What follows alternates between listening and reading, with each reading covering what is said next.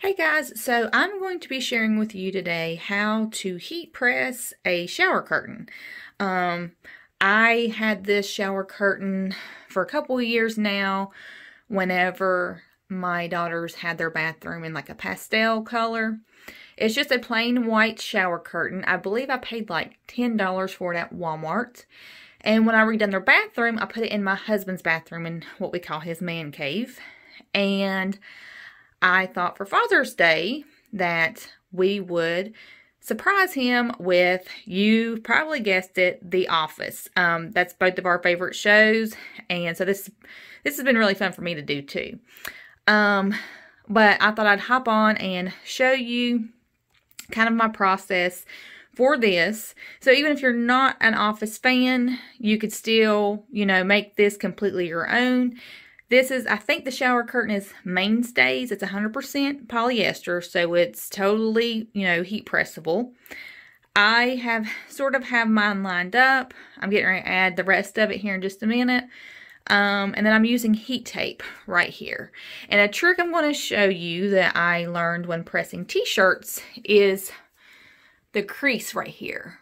I took the shower curtain and folded it from end to end and then pressed that. So I'm working off of that to try to make everything nice and centered and not looking all wonky and crooked with the words.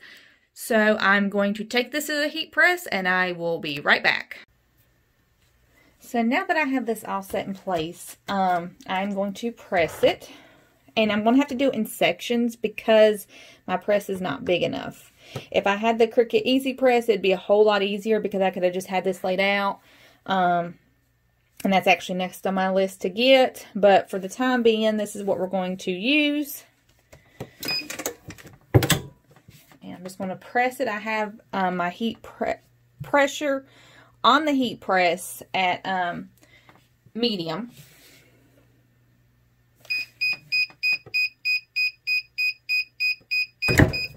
So, let's see how this one went. And you can see that went really well.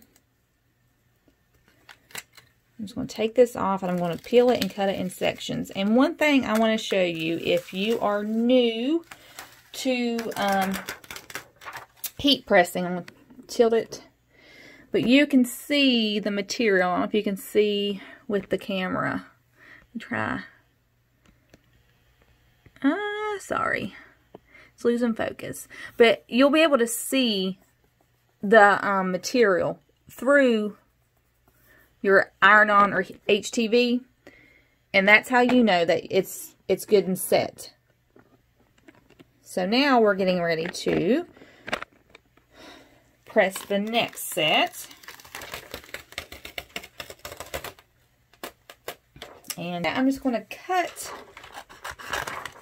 the film that we've already pressed. Be careful that you don't cut your shower curtain. Okay, so we're just going to move it again. And that part don't look like it is on all the way or pressed all the way, so we're going to leave that on. See what I mean? If I had an easy press, it would work out a whole lot better for something this size.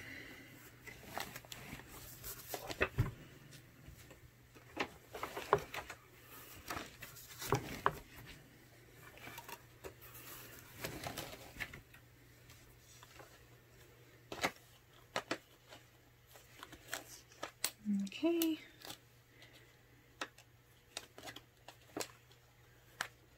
Okay. So now I'm going to start with the next part right here.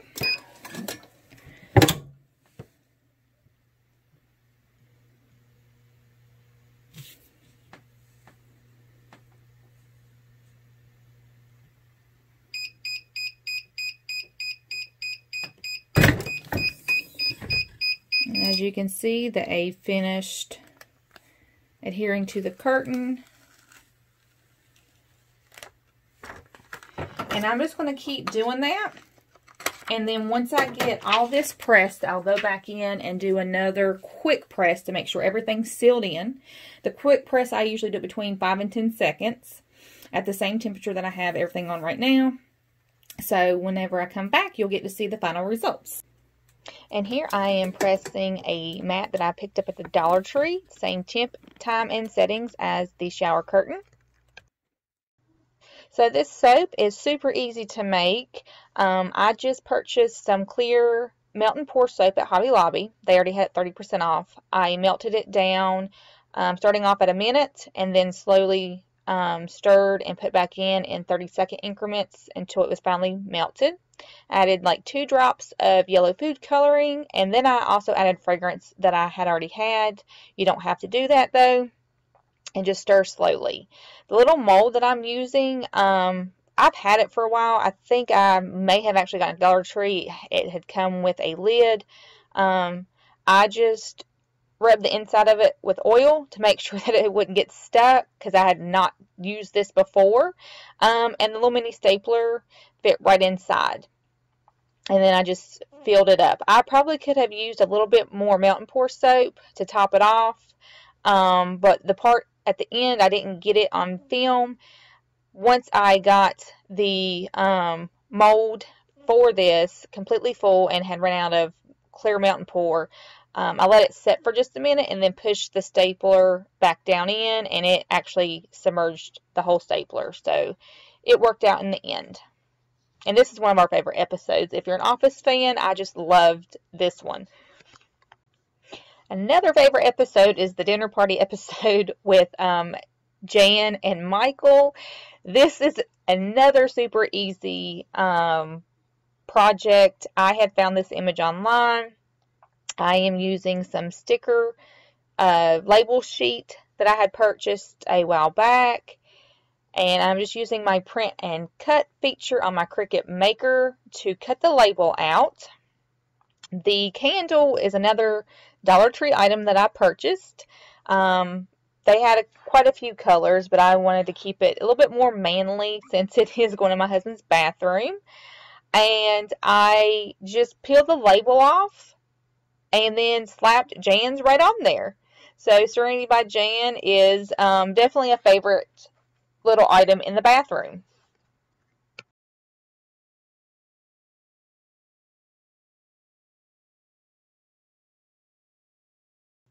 The next item is kind of like an upcycle.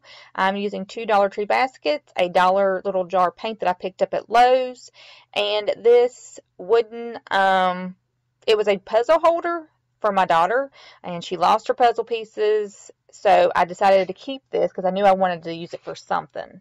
Our bathroom in our basement is very limited on space. We only have one little cabinet, so I thought this would be perfect to hold the washcloths.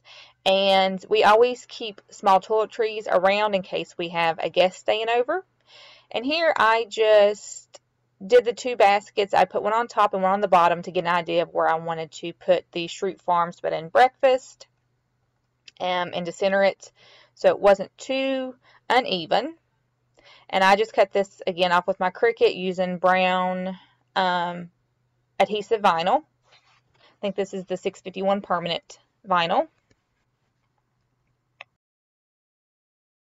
So I knew I wanted the baskets to be pretty sturdy, and I pulled out the staple gun for that. This is pretty simple and easy to do. The staples did come through the back. I didn't get that on film, and all I did was just take a screwdriver and folded them, pressed them down flat so they wouldn't scratch the wall. But I really like how this turned out, and if you're not an Office fan, you could really do all sorts of different things with this. This would be good in your bathroom, would be good in the kitchen. You could just really customize it to any way you would like. The other items that you will see in the video, I purchased one of the SVG files off of Etsy. I will link that below. But here is the final reveal. I hope you guys really liked this video, and please feel free to share with any of your office friends. And again, thank you so much for watching. I had so much fun making these items. And if you are a Cricut user, please make sure to check the description box above, because I do have a few files in there that you can grab and make your own office items with. Thanks for watching.